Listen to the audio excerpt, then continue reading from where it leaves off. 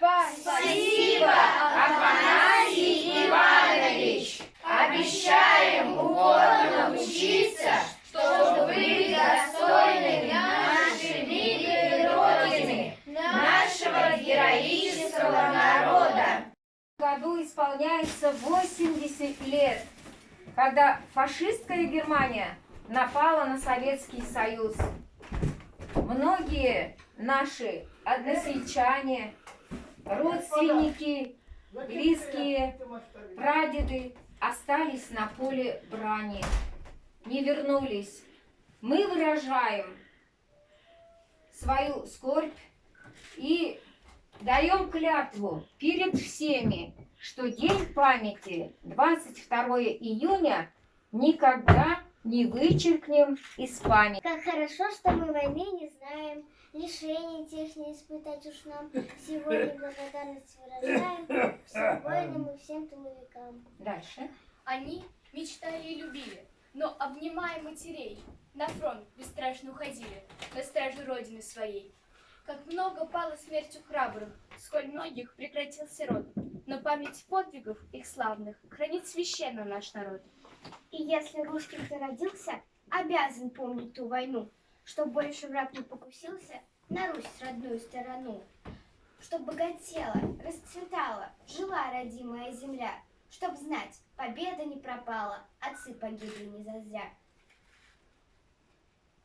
Мы поздравляем Афанасия Ивановича. Афанасий Иванович, хамырын шешке бузанда, гвоздики наши.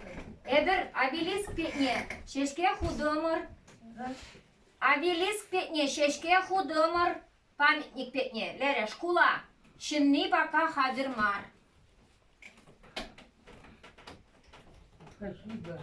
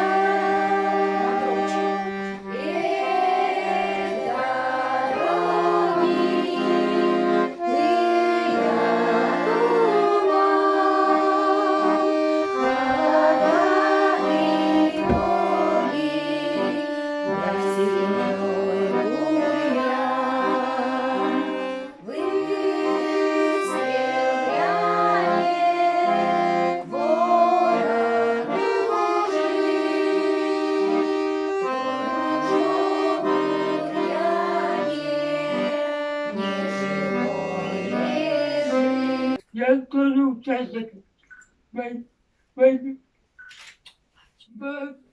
17 лет проживаю в армии.